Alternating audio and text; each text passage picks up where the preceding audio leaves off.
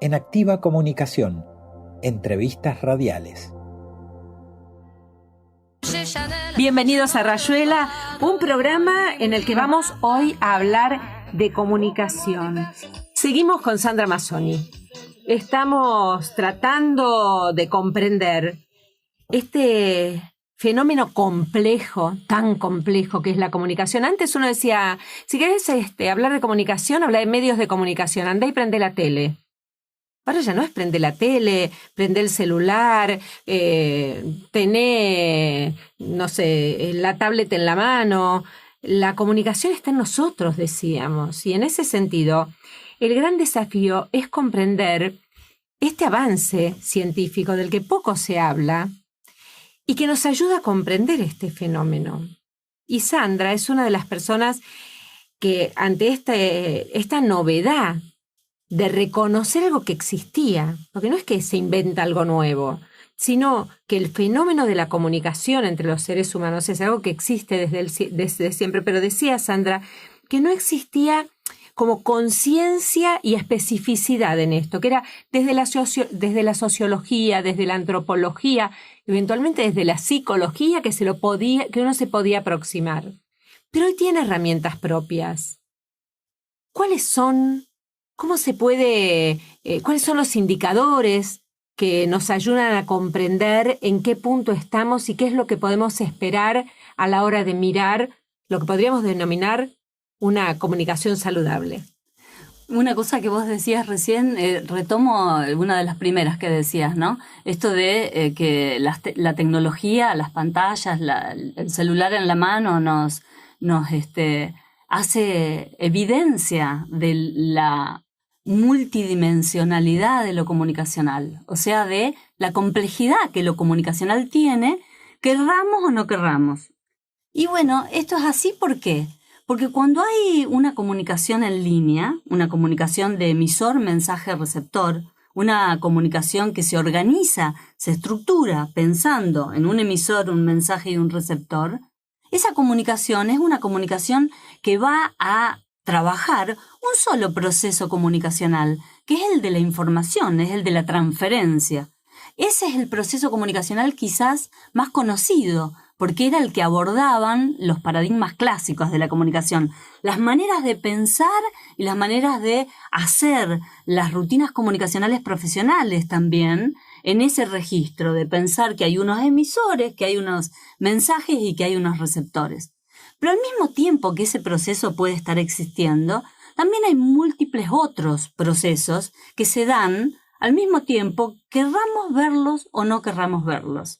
Por ejemplo... Qué fácil es hacer invisible la comunicación, ¿no? Eso, claro, sí. Digo, por esto que vos decís, querramos o no querramos. Sí. Ahora, lo que a mí me parece interesante plantear respecto de lo que vos decías es que el hecho de que todos tengamos celulares hace explotar, hace estallar esa idea de que con una comunicación en línea que busca solo informar, vamos a lograr comunicarnos todas las personas. No, eso no se sostiene más. Lo que ocurría 30 años atrás de que algo se decía en la televisión y ya está, o que salía publicada en un diario y ya está, estamos todos comunicados, no ocurre, ¿no es cierto? ¿Por qué? Porque las pantallas lo que hacen es, de alguna manera, subvertir esta idea de que un proceso informativo deje satisfechos a los supuestos receptores. Porque nos transforma también a todos nosotros un poco en emisores, ¿no es cierto? Y teniendo la comunicación mediatizada por lo digital, la comunicación ya no adquiere tanta importancia lo que se dice, sino lo que la gente hace con lo que se dice. Mirá qué diferencia, ¿no? Ya no es importante el qué, sino que es importante si la gente replica en el Twitter o en el Facebook o en las redes sociales o se lo comenta a alguien. Esa es la red que va a hacer que eso que se dice de alguna manera tenga algún impacto o no tenga ningún impacto. Entonces, esto, lo que la gente hace con lo que se dice, vendría a ser la metáfora comunicacional de lo que hoy en día vivimos como comunicación en nuestras sociedades. Porque pasamos de esa idea, de la metáfora del mensaje, del emisor, mensaje, receptor, y de la metáfora de la comunicación en línea, a esta otra comunicación del encuentro, que es una comunicación siempre en red, en la cual hay muchas personas haciendo esa comunicación. Entonces, un desplazamiento que podemos ver con facilidad es que el contenido no tiene ya la centralidad que tenía 30 años atrás. Y que entonces la dimensión informativa, la dimensión del dato, ya no es la única que yo voy a tener que operar si quiero comunicar. Voy a tener que vérmelas también con otras dimensiones. Por ejemplo, con la dimensión ideológica, ¿no es cierto? En la dimensión ideológica, cuando yo trabajo en esa dimensión, ya no trabajo en un registro de dato en términos de conseguir un proceso de transferencia de un dato, sino que trabajo con datos, pero en términos de conseguir un proceso diferente del de la transferencia, que puede tener más que ver con la sensibilización o con la denuncia, ¿no es cierto? Porque voy a tratar de vincular ese dato con marcos ideológicos de variado tipo.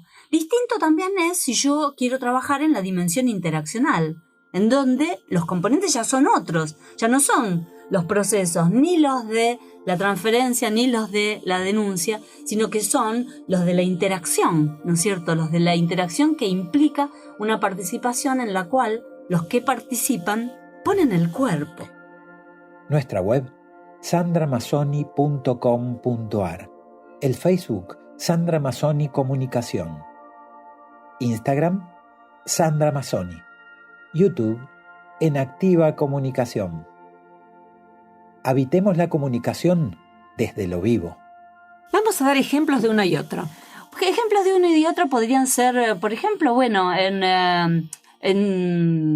un recital, por ejemplo, hay una dimensión interaccional que se pone en juego en muchos ámbitos, pero en un recital, por ejemplo, cuando la gente hace pogo, ¿viste que hay un registro ahí de lo corporal? Del estar ahí. Sufrí el pogo. Ahí no puedo estamos. decir que lo disfruté. Que acompañara a mi hijo, y me dijo, vamos para adelante, y de pronto yo ya no iba ni venía, sino que me llevaban y me traían. Estabas en un mar, en una ola de cuerpos que no manejabas y que nadie manejaba, ¿no? Y que respondían a una música, ¿no? Había ahí una dimensión de la corporalidad muy interesante, además, porque era una dimensión colectiva de la corporalidad.